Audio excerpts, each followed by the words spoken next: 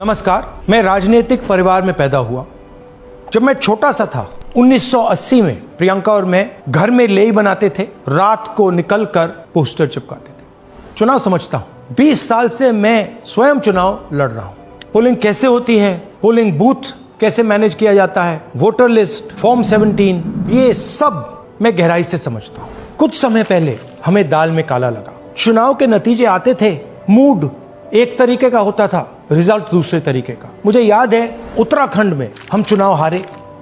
बाद में मैंने कैंडिडेट से पूछा कि जहां रोड शो हुआ था वहां जाके देखिए हमें कितने वोट मिले। हजारों लोग आए थे, पोलिंग बूथ में किसी ने वोट नहीं किया। यह असंभव था, यह हो ही नहीं सकता। उसके बाद छत्तीसगढ़ और मध्य प्रदेश के रिजल्ट, हमें लगा कुछ ना कुछ गलत हो रहा है। 2018 में मध्य प्रदेश में चुनाव होता है, हम जीतते हैं, हमारी सरकार चोरी हुई थी।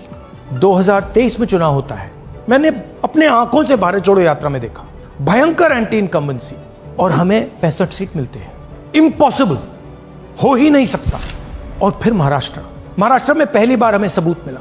विधानसभा और लोकसभा के बीच में जादू से नए वोटर आते हैं, और जहां भी इन नए वोटर्स ने वोट किया वहां वोट बीजेपी को गया। महाराष्ट्र चुनाव के बाद जब हमें डाउट हुआ, हमारे गठबंधन के सारे नेताओं ने प्रेस कॉन्फ्रेंस किए और हमने इलेक्शन कमीशन से कहा कि आप हमें वोटर लिस्ट दीजिए, वीडियो रिकॉर्डिंग दीजिए। इलेक्शन कमीशन ने मना किया, ना उन्होंने हमें वोटर लिस्ट दी और ना उन्होंने video recording the.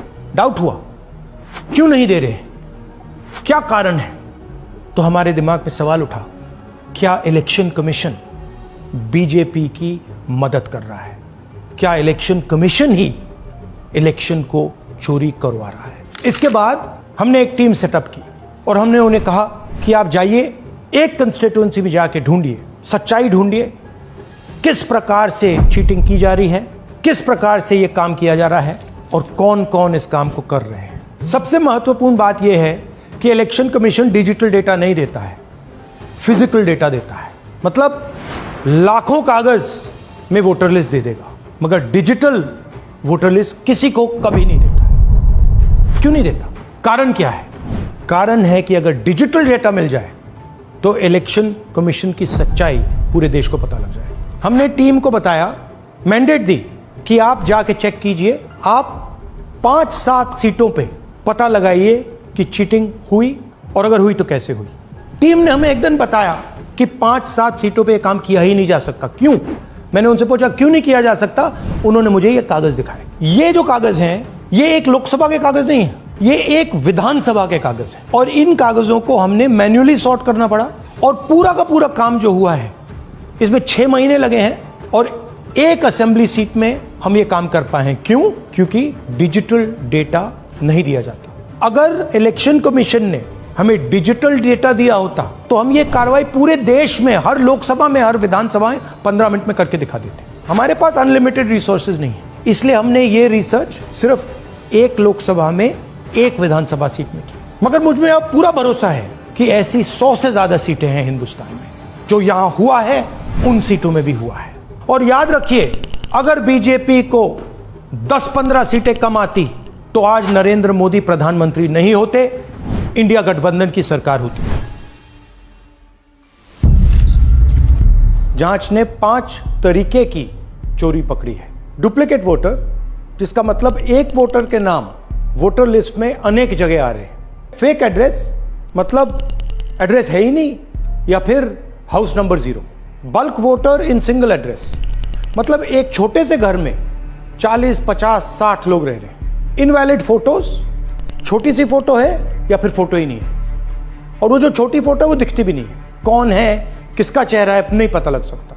Misuse of form 6। Form 6 first time voters के लिए होती है, मतलब जिनकी एज 18-20 साल की हो, मगर वोटर लिस्ट में 90 साल के लोग फॉर्म 6 का प्रयोग कर रहे हैं। चुनाव में 6,50,000 वोटर थे, उसमें से 1 लाख चोरी के थे। अब मैं आपको 5 उदाहरण देता हूं। ये देखिए, गुरकीरत सिंह डांग, इसका नाम 4 अलग अलग बूथों पे आता है। ये कैसे हुआ और क्यों हुआ? एक और उदाहरण, विशाल सिंह, वाराणसी में वोटर लिस्ट में नाम है और बेंगलोर में 2 बार वोटर लिस्ट में नाम आता है। क्या ये वाराणसी में वोट कर रहे हैं या बेंगलोर में वोट कर रहे हैं या दोनों जगह वोट कर रहे हैं? एक और उदाहरण देखिए, हाउस नंबर 0। तो आपने कभी सुना है हाउस नंबर 0? हमने तो नहीं सुना था, मगर बेंगलोर में हजारों हाउस नंबर 0 हैं वोटर लिस्ट पे। हाउस नंबर 35 की कहानी सुनिए। छोटा सा घर है, ज्यादा से ज्यादा 4 लोग रह सकते हैं, मगर इस 35 में 80 लोग वोटर लिस्ट में रजिस्टर्ड हैं। ये ERO ने कैसे अप्रूव किया, क्यों अप्रूव किया, पता लगाना है। अच्छा, अब ये देखिए वोटर लिस्ट, इनकी फोटो देखिए, या फोटो है ही नहीं या फिर छोटी छोटी फोटो है तो दिख नहीं सकती। इन वोटर आईडीज पे वोट दिया गया है। अब मैं आपको बताता हूं शकुन रानी की कहानी। फर्स्ट टाइम वोटर बनी है, 70 साल की आयु है। एक बार फॉर्म 6 का प्रयोग किया और उसके कुछ ही महीने बाद दूसरी बार फॉर्म 6 का प्रयोग होता है। 2 बार इनका नाम वोटर लिस्ट में आता है और फर्स्ट टाइम वोटर की लिस्ट में आता है। ये फर्स्ट टाइम वोटर हो ही नहीं सकती। तो क्या शकुन रानी जी ने वोट किया या किसी और ने शकुन रानी जी के लिए वोट किया? ये ही छुपाने के लिए CCTV का डेटा हमें नहीं दिया जा रहा है। और ये शकुन रानी जी अकेली नहीं है, ऐसे हजारों लोग हैं जिन्होंने फॉर्म 6 का प्रयोग करके 2-3 बार वोटर लिस्ट में नाम डाला है। हमने पहले इलेक्शन कमीशन से इलेक्ट्रॉनिक वोटर लिस्ट मांगी थी, CCTV फुटेज मांगी थी। उन्होंने अपना काम नहीं किया, हमें नहीं दिया। फिर हमने अपना इन्वेस्टिगेशन कराया, RTI भरे और हमारे पास डेटा आया। भाई और बहनों, सच्चाई यह है कि हिंदुस्तान में इलेक्शन कमीशन और बीजेपी मिलकर इलेक्शन चोरी कर रहे हैं। यह पूरा का पूरा सबूत ब्लैक एंड व्हाइट में आज हमने आपको दिया है। इलेक्शन कमीशन जानता है कि हमने उनकी चोरी पकड़ ली है, इसीलिए SIR आया है। यह SIR जो है इंस्टीट्यूशनलाइज चोरी है। इलेक्शन कमीशन खुलकर बिना डरे बीजेपी के साथ मिलकर चोरी कर रहा है। और ये जो SIR है, इसका लक्ष्य गरीबों का जो हक है, उनका वोट जो है, उनसे चोरी करने का है। मैं आपको एक और बात बताना चाहता हूं। इस पूरी इन्वेस्टिगेशन में हमने वोटर एडिशन को देखा है, मगर जितना एडिशन होता है शायद उससे ज्यादा डिलीशन होता है, सबट्रैक्शन होता है। तो ये सिर्फ एक मेन तरीका हमने पकड़ा है, दूसरे तरीके पे हमने इन्वेस्टिगेशन की ही नहीं है। मैं इलेक्शन कमीशन और इलेक्शन के ऑफिसर्स को साफ कह रहा हूं, आप जो कर रहे हो गलत कर रहे हो, ये ट्रीजन है, देश के खिलाफ है। ये मत भूलिए, टाइम आएगा हम आपको पकड़ेंगे, बचने वाले नहीं। It is critical that we expose voter चोरी।